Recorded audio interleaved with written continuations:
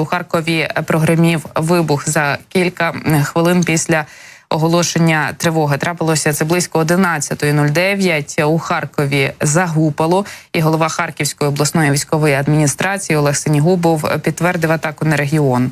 Повітряні сили за кілька хвилин до цього, точніше за дві, об 11:07, попередили харків'ян про ракетну небезпеку. Згодом в Збройних силах України повідомили про активність ворожої тактичної авіації на південно-східному напрямку. Існує загроза застосування авіаційних засобів ураження, кажуть у повітряних силах.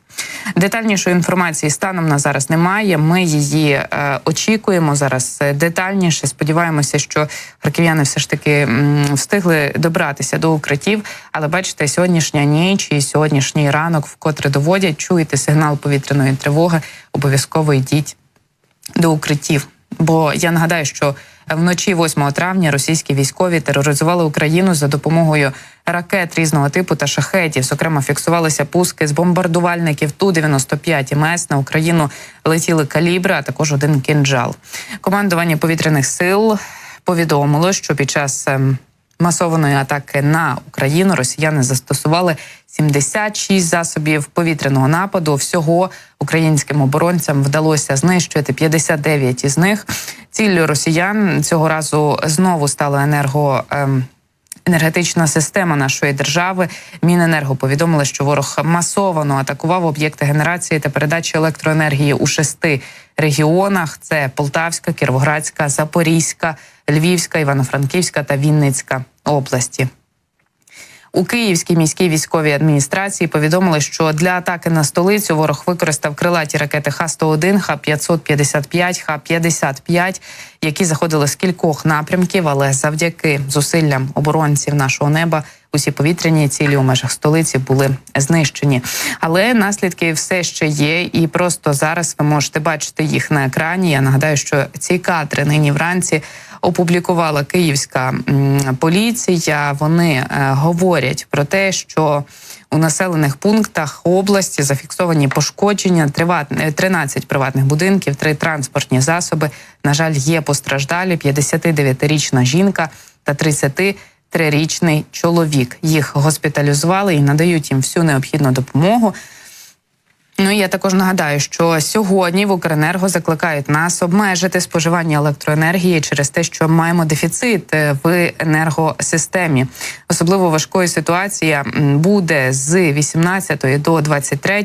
Диспетчерський центр Укренерго застосовує усі наявні заходи для подолання дефіциту, зокрема імпорт та аварійну допомогу електроенергії з енергосистем країн Європи. Але все одно закликають нас берегти електроенергію і в цей період, а ще краще її до того, не вмикати великих побутових приладів, до яких належать, наприклад, там пральні машинки, посудомашинки, праски, чайники в період з 18 до 23, для того, аби зберегти трошки оті резерви, які залишаються.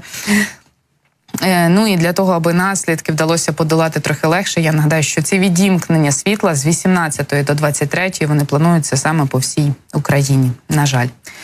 Ну і також маємо свіжу інформацію від Львівської обласної військової адміністрації стосовно наслідків атаки Російської Федерації на енергосистему також і Львівщини, адже під час масованої атаки зранку росіяни вдарили по об'єктах енергетичної інфраструктури ще й у цьому регіоні. Силам протиповітряної оборони вдалося збити 8 повітряних цілей ворога, які летіли на цей регіон. Про черговий ворожий обстріл розповів очільник Львівської обласної військової адміністрації Максим Козицький. Він говорить про те, що у Стрийському районі російські війська атакували газосховище. Не вперше вони вже це роблять. Кілька атак припало на Стрий. Саме у цьому плані, на жаль, за словами Козицького, росіяни вже не вперше роблять цю атаку, тож не знаємо, якою буде ситуація надальшою, але окупанти вдарили по теплостанції у Червоноградському районі. Далі зацитую частину його повідомлення. За попередньою інформацією, цієї ночі на Львівщину залетіли 12 ворожих ракет, з них 8 воїни ПВК «Захід» та мобільні вогневі групи збили. Дякуємо нашим оборонцям неба. Очільник обласної військової адміністрації наголошує також, що на Львівщині зараз не вистачає сучасних систем протиповітряної оборони, і це намагаються компенсувати створенням мобільних груп. Водночас очільник обласної військової адміністрації розповідає, що в області поки що не запроваджують графіки відімкнення електроенергії, але світло нам з вами точно треба берегти.